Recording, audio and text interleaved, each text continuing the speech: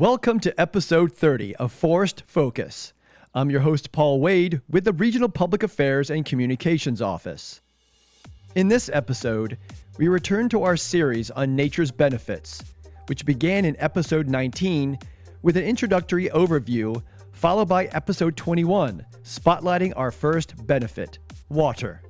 Today, we are fortunate to be joined on the phone by individuals from the U.S. Forest Service Region 5, the U.S. Forest Service Pacific Southwest Research Station, and the Mammoth Lakes Trails and Public Access Foundation.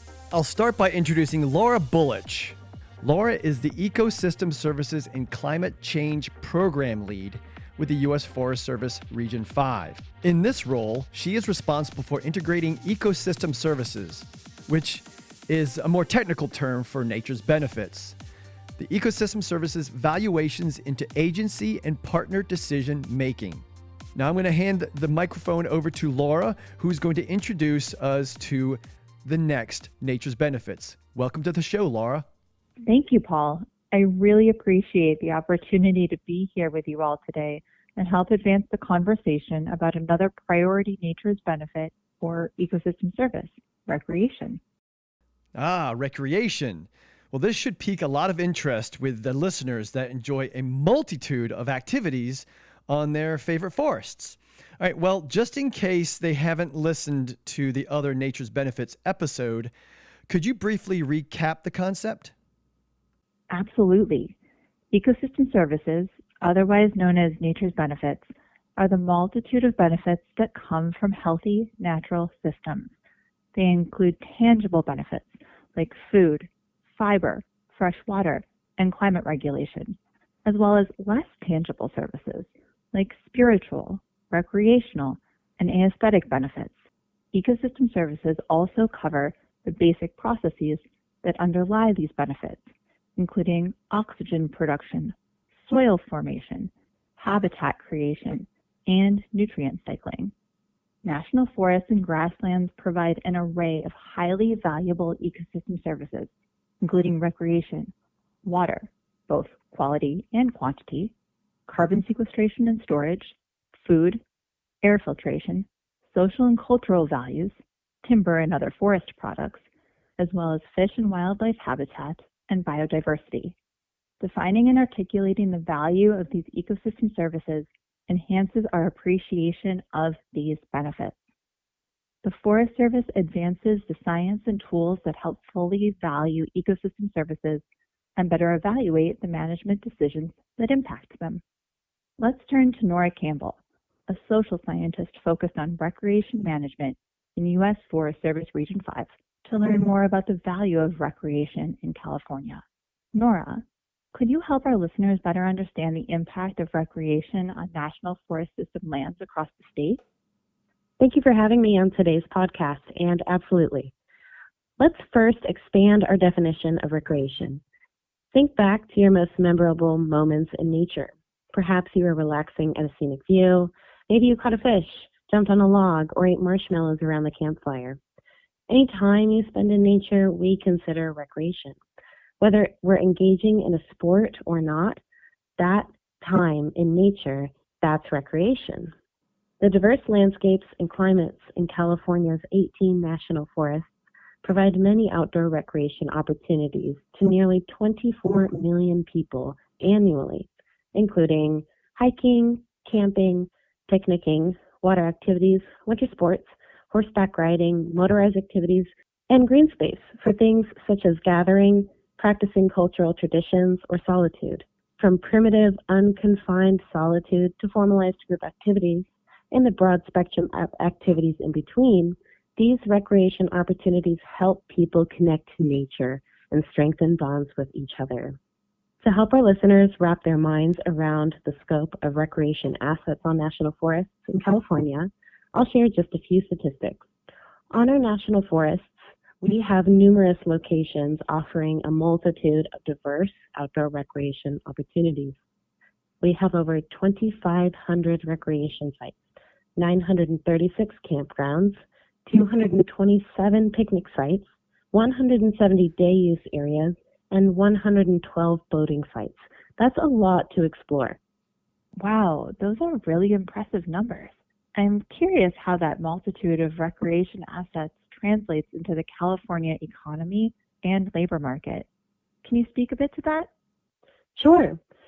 Recreationists, outfitters, and guides benefit directly from National Forest System lands, while local businesses benefit from spending by forest visitors. These are market benefits with an observable monetary value. For example, visitors to our national forests in California provide over $2.1 billion annually to the California economy in visitor spending and $715 million in labor income annually to local communities. Additionally, over 18,000 jobs in the outdoor recreation sector are created by work on and visitation to our national forests. This statistic does not account for the nearly 18,000 volunteers who provide over 700,000 hours of service annually to maintain the recreation experience. We couldn't do it without our partners and volunteers. Region 5 landscapes and features also provide scenic resources appreciated by local residents, recreationists, artists, and people seeking inspiration and other visitors. In addition, scenery in Region 5 forests contributes to community identity, a sense of place, quality of life, tourism, and supports property values.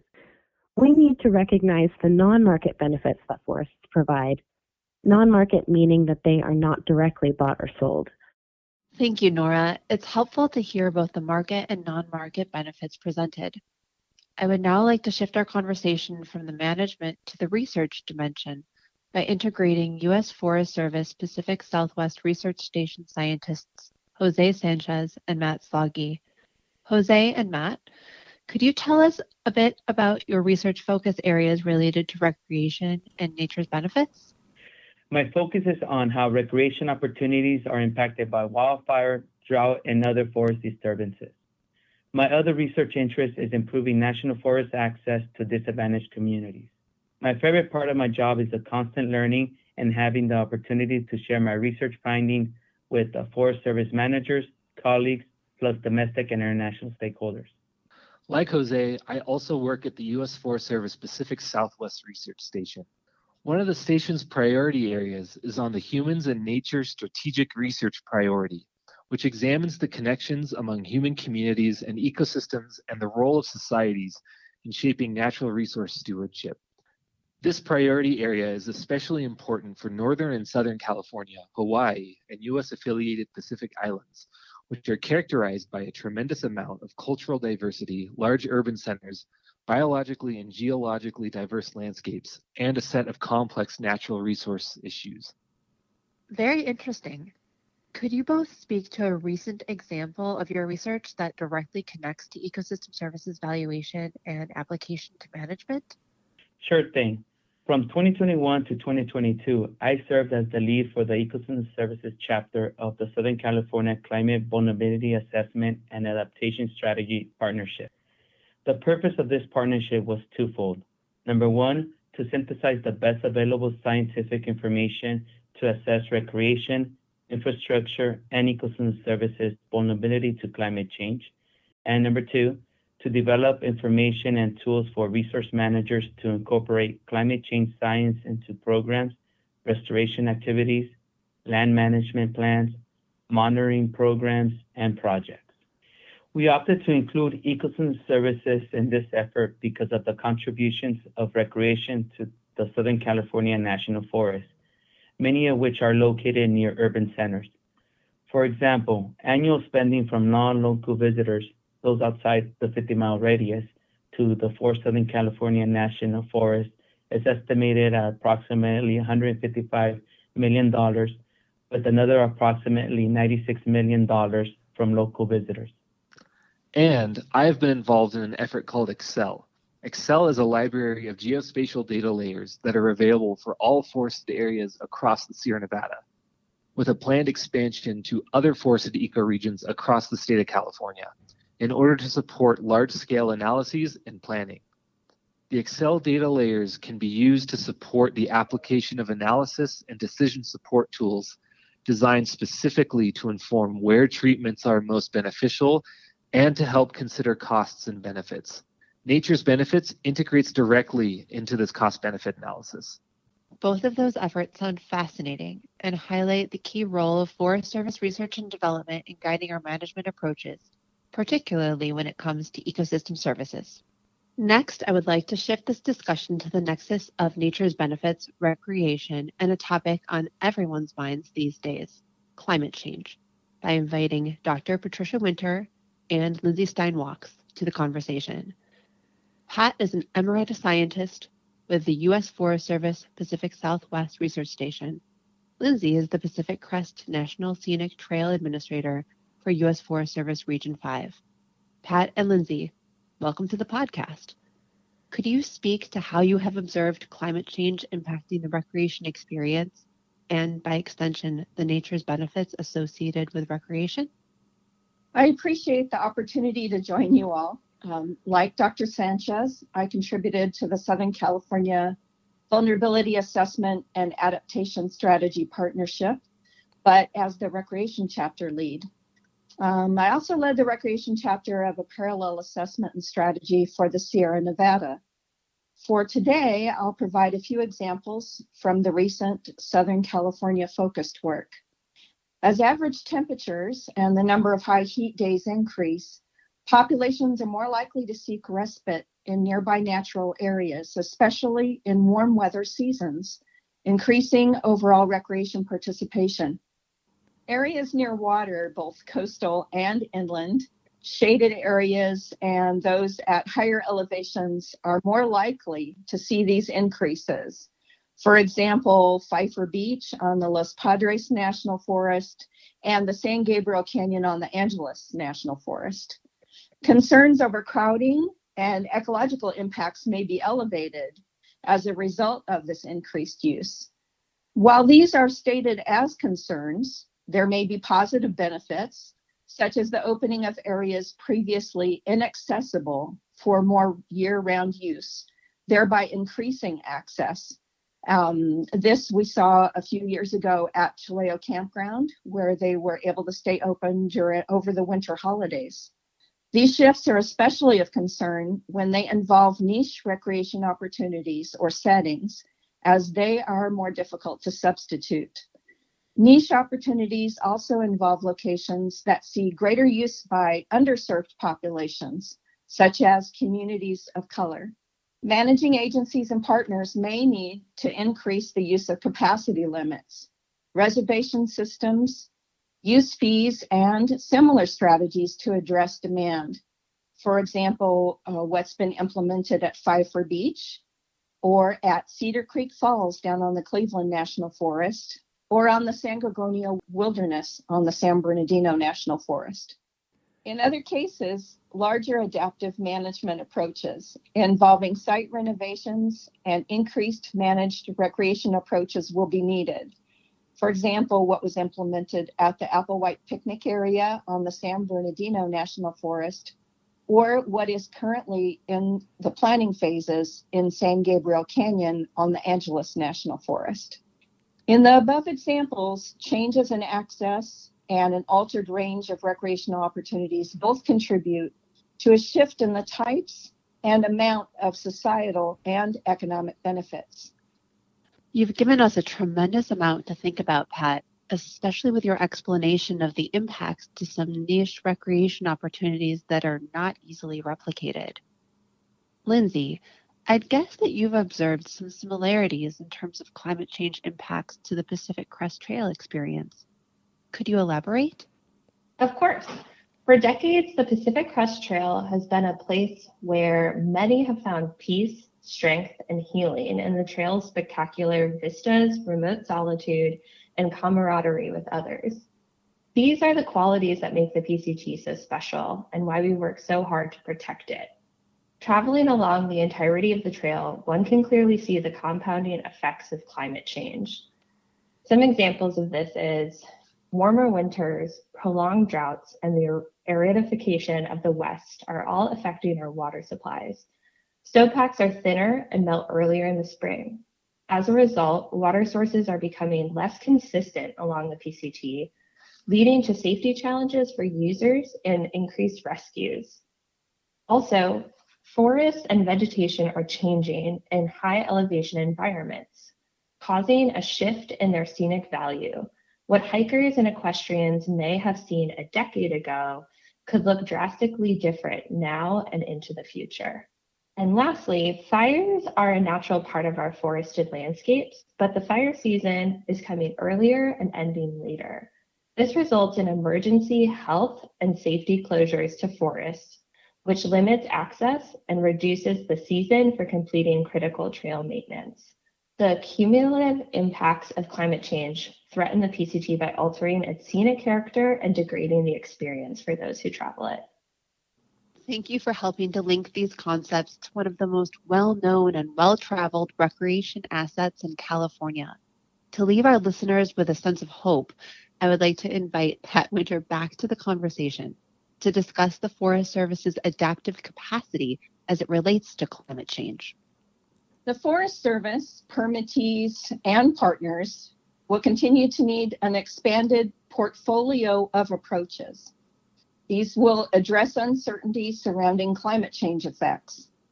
Projections overall show a continuing pattern of increased recreation use owing to population increases in the region, suggesting the need to ensure adequate capacity regarding staffing and resources are available to continue to manage for a diversity of high-quality recreation opportunities. Innovations that mitigate negative social and ecological impacts will be needed. Recreation visitors are most likely to adapt to short-term patterns where the primary forest location is not available for a planned recreation activity and visit by going elsewhere or going another time. That's a good point, Pat. In addition, the Forest Service is working hard to improve the visitor experience by updating campgrounds and integrating resiliency into campground design.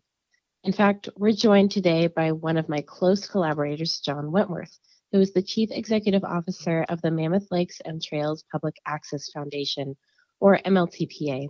He can speak to related work in the Eastern Sierras.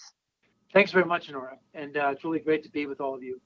And yes, there is a considerable amount of work, innovative work that's happening around sustainable recreation in and around Mammoth Lakes in the Eastern Sierra, and even in the state of California.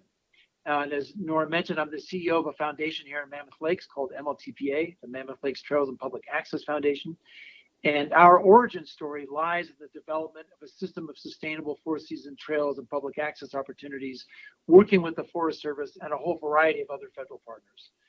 Regionally, we're working with Quantified Ventures, the U.S. Forest Service, the Innovative Finance for Nation National Forest Program, and our local Inyo National Forest to address recreation needs through a business plan to address compromised campground infrastructure. Local campgrounds are not currently meeting the needs of contemporary recreationists. We are now all working together on phase 2 of this project, where 4 sites have been identified as pilots for implementation. And at the state level, MLTP has convened a key working group that is delivering California's Joint Strategy for Sustainable Outdoor Recreation Wildfire Resilience to California's Wildfire and Forest Resilience Task Force. And again, working very closely with the U.S. Forest Service Region 5 and the Sierra Nevada Conservancy, who have served as co-leads for this strategy, which has been delivered to the task force, published in the coming weeks, January of 2023. Good point that both the agency and our visitors will need to adapt to changing conditions. Pat, could you speak in a bit more detail about how visitorship will be impacted? Sure. On the visitor side, potential recreation visits can be augmented by planning ahead, being flexible, gathering essential information about an area in advance of a visit, bringing necessary supplies and gear, and remaining aware of and heeding warnings and/or advisories during the recreation visit. Some opportunities currently available may change in their seasonality, form of experience, requirements for planning or access, or locations offered.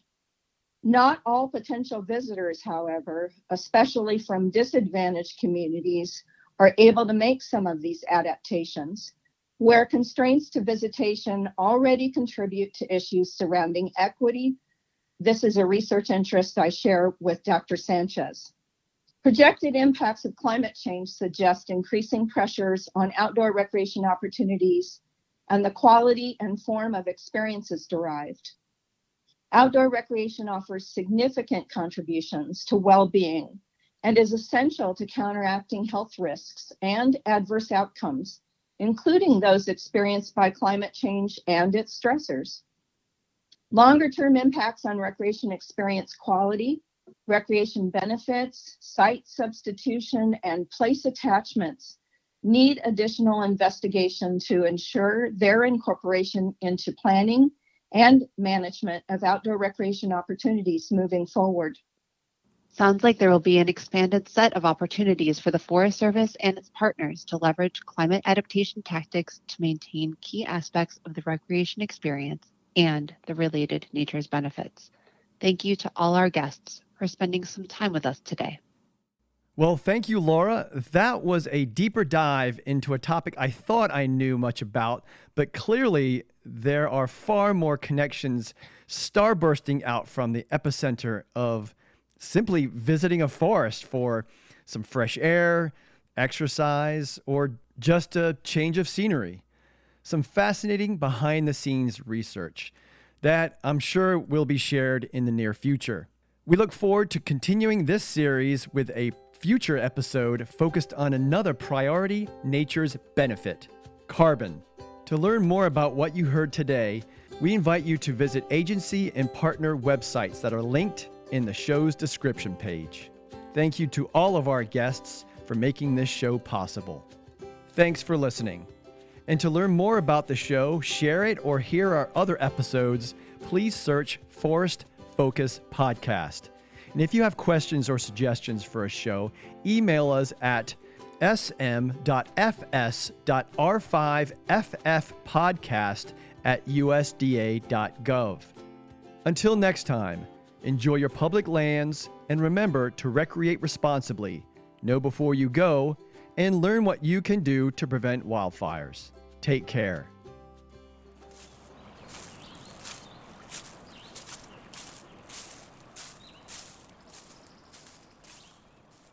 This podcast is sponsored by the U.S. Department of Agriculture, Forest Service, and the USDA is an equal opportunity provider, employer, and lender.